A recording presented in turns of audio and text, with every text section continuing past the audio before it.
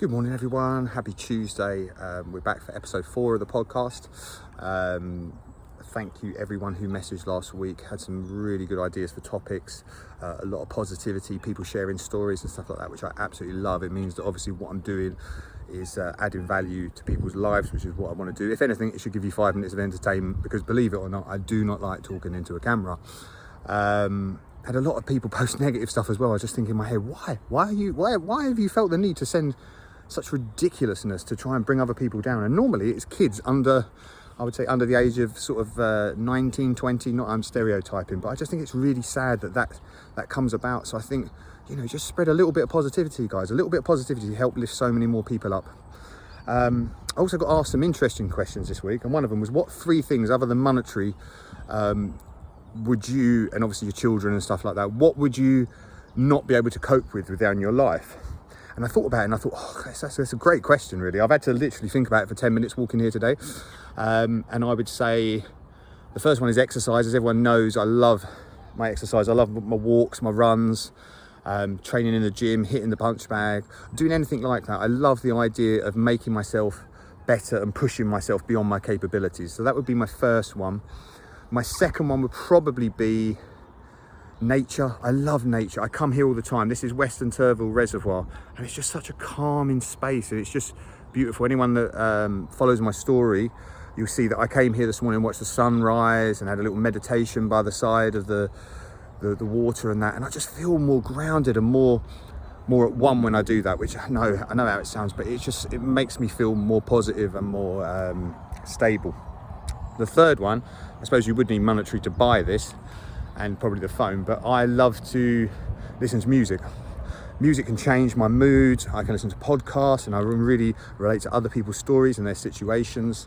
But for me, it's music, and at the moment, I'm listening to a Pure Garage compilation from when I grew up like 20 years ago, and I suppose I was in my early 20s then. Yeah, I know, old, but at that time, I'm guessing that I didn't have the stresses and that I do now, or the stresses that I've created, which kind of brings me on to the next point, is one of the ideas I've had from someone who reached out this week was the expectation we put on ourselves. So a lot of our stresses in life will be in situations that we do from ourselves. So it can be something work related. So something at work that you build up in your head, you make it a problem.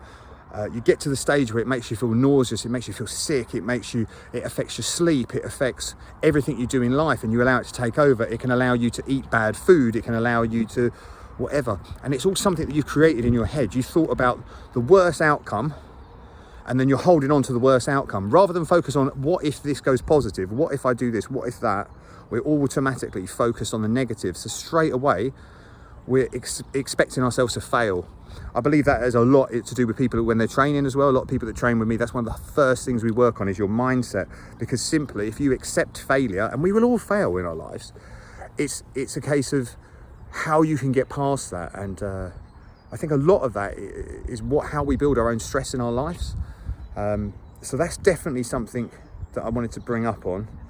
The other one is the expectation you have from others, and putting your happiness into other people. So it could be friends, it could be family, it could be a relationship, it could be anything at all, where you're putting that pressure on what the expectation is from other people onto yourself, and you allow that to consume your mind, because you're thinking, I don't want to let them down, or you're thinking, that person there can make me happy. By them doing this, it will make me happy.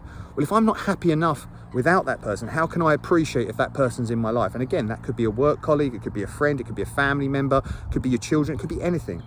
So I think a lot of it is taking back that power yourself and making sure that you do the things that make you happy. So as I touched on before, exercise, music, and nature. And like I said, nature, I mean, how can you be stressed and sad in an environment like this? I mean, like I said, this is a 10-15 minute walk. I'm sure wherever you are, there is something nearby in which you can do something like that will make you happy.